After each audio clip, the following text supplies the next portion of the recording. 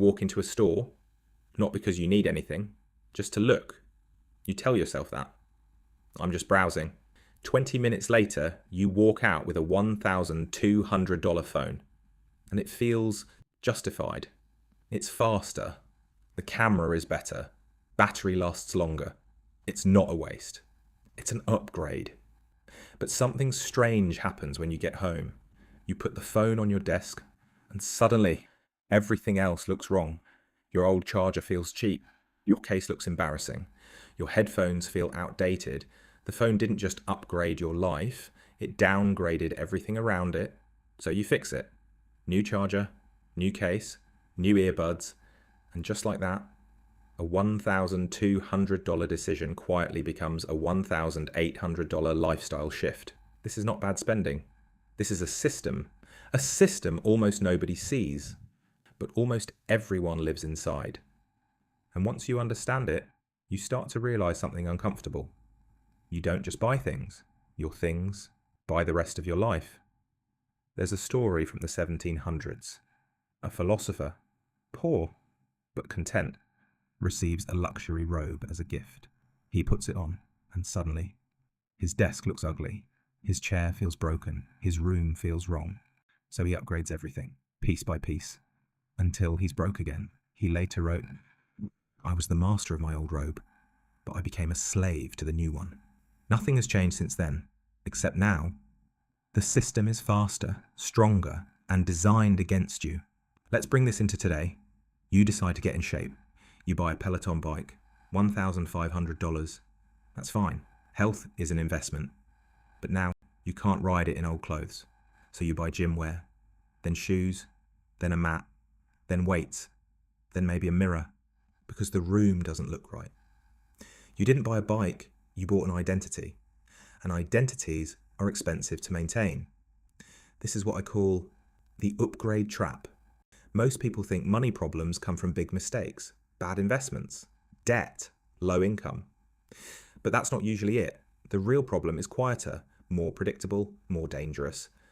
It's the chain reaction cost of a single decision. Because we never calculate the full cost, we only calculate the entry price. Let's do the math properly. You buy a car for $30,000. Seems reasonable, but that's not the real cost.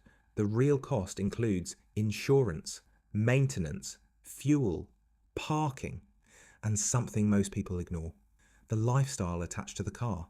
A nicer car changes where you go, where you eat, how you dress, who you compare yourself to. That $30,000 decision might actually cost you $60,000 over time, maybe more. And here's where it gets uncomfortable. This doesn't just apply to luxury purchases, it applies to normal life. Your job creates expenses, your income creates pressure. Let me show you something. Imagine someone earning $70,000 a year. Sounds solid, about $35 an hour. But then we subtract reality. Taxes bring it down. Commute costs, work clothes, convenience spending, food you buy because you're tired. Then there's time, the unpaid hours, getting ready, traveling, recovering. Suddenly, you're not working 40 hours. You're living for your job 60 hours a week. Now divide your real income by your real time, and something strange happens. That $35 per hour turns into $12, maybe less. This is the second layer of the trap. Your job doesn't just pay you, it forces you to spend. And those expenses fund the very lifestyle that keeps you needing the job. It's a loop, a clean, efficient loop. Earn money to spend to maintain life, need more money, repeat, and upgrades make the loop tighter, because every upgrade raises your baseline. This is where psychology takes over. Humans hate inconsistency. We want our lives to feel aligned. If one part upgrades, everything else must match. You buy expensive shoes. Now your clothes feel off. You upgrade your apartment. Now your furniture looks cheap. It's not logical. It's identity. You're not maintaining objects. You're maintaining a story. And the more expensive the story, the more expensive your life becomes. This is why high earners feel broke. Not because they don't make enough, but because their life expands to consume everything they make. There's a concept I want you to remember.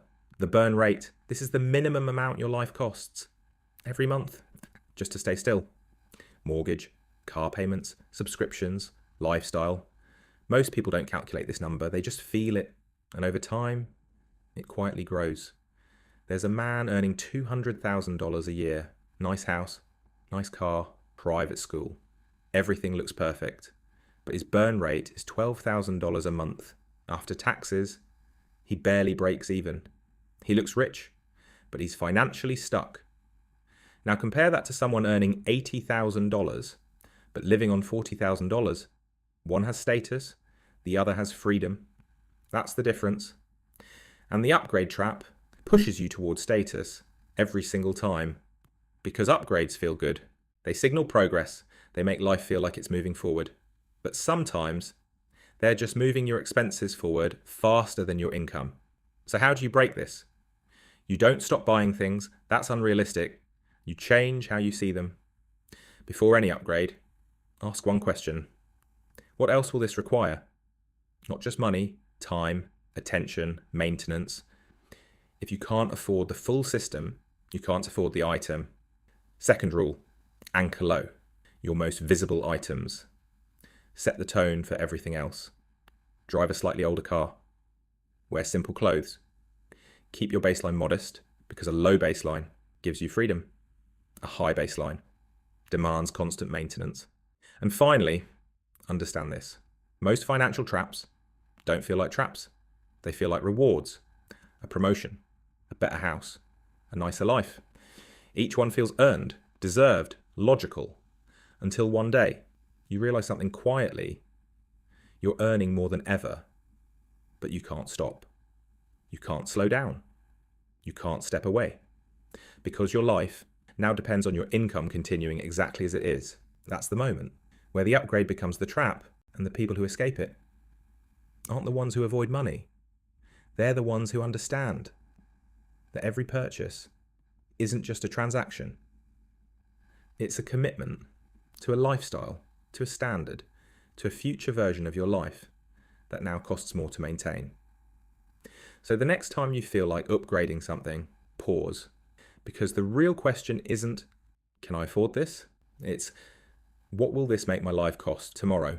Now here's where the trap becomes almost invisible, because after a while, you stop noticing the upgrades. They just become normal. Your nicer apartment isn't luxury anymore. It's just where you live. Your expensive car doesn't feel expensive. It feels standard. Your monthly expenses don't feel like choices. They feel like obligations. And this is the moment where the system locks in. Because once something becomes your baseline, going backwards feels like failure. Not financially, emotionally. You don't cancel the subscription because it's only $15. You don't downgrade the car because you worked hard for it. You don't move to a cheaper place because what will people think? And just like that, your life becomes non-negotiable. This is what I call the identity tax. It's the cost of maintaining the version of yourself that your life now represents. And the dangerous part is, you don't see it as a cost. You see it as who you are. Think about it. A lawyer doesn't just need to be good at law. They need to look like a lawyer, dress like one, live in the right area, drive something respectable.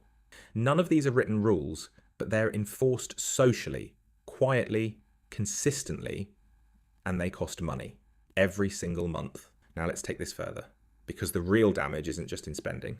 It's in what that spending replaces. Every dollar you spend maintaining your lifestyle is a dollar not building your future. And that trade-off compounds. Let's say you spend an extra $500 a month just to maintain a slightly upgraded lifestyle. Better food, better clothes, better convenience. $500 doesn't feel like much, but over 30 years, invested at 7%, that's over $600,000, not from investing more, from not spending more. That's the part people miss. We think wealth comes from doing something special, but most of the time, it comes from not upgrading when everyone else does. Now there's another layer to this, and this one is subtle. Upgrades don't just cost money, they cost flexibility. The bigger your lifestyle, the fewer options you have. You can't take a lower paying job you enjoy. You You can't take time off, you can't experiment, you can't slow down, because your life has a minimum cost, and that cost has to be paid every single month. This is why some of the highest earners feel the most stuck, not because they lack opportunity, but because their lifestyle removed it. There's a phrase I heard once, and it stayed with me.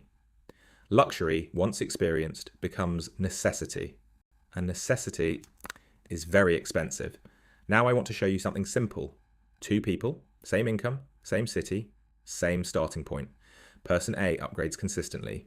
Better apartment, newer car, more convenience. Person B just holds the line. Not extreme, not cheap, just stable. Fast forward 15 years. Person A looks successful. Everything is polished. Everything signals progress. But they have very little margin. Their life depends on income continuing. Person B looks normal, nothing flashy, nothing impressive. But they have options, savings, flexibility, freedom. Same income, different decisions, completely different outcomes. And here's the uncomfortable truth. Most people don't choose person A consciously. They drift into it. One upgrade at a time, one justification at a time. One, it's not that much decision at a time. Until one day, they realize they didn't build a wealthy life. They built an expensive one. Now, there's one final piece to this. Why do we keep doing it?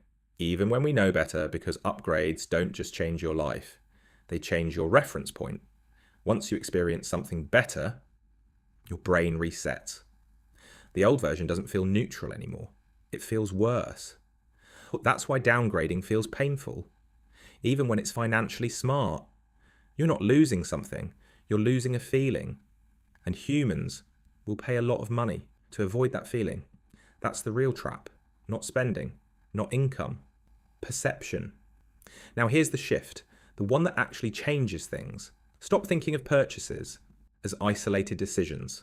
Start thinking of them as system upgrades, because every purchase either raises your baseline or protects it. And your baseline controls your future. If your baseline is low, you have room. Room to save, room to invest, room to breathe. If your baseline is high, you have pressure. Pressure to earn, pressure to maintain, pressure to continue, and pressure is what keeps people stuck. So here's a simple framework. Before you upgrade anything, ask yourself 2 questions. What does this replace? And what does this require? If the answer is nothing and nothing, it's probably fine. But if the answer is it replaces nothing and it requires everything, that's not a purchase, that's a commitment. And commitments shape your life far more than purchases ever will. At the end of the day, money isn't really about numbers, it's about control. Control over your time, your decisions, your direction. And the strange thing is, most people don't lose control because they earn too little. They lose control because they upgraded too early. So the next time you feel the urge to upgrade something, a phone, a car, an apartment, a lifestyle, pause for a second. Because the real cost is almost never on the price tag. It's in everything that follows. And if you can see that clearly, you stop chasing upgrades and start building something much quieter, a life that costs less than it earns and gives you more than it takes.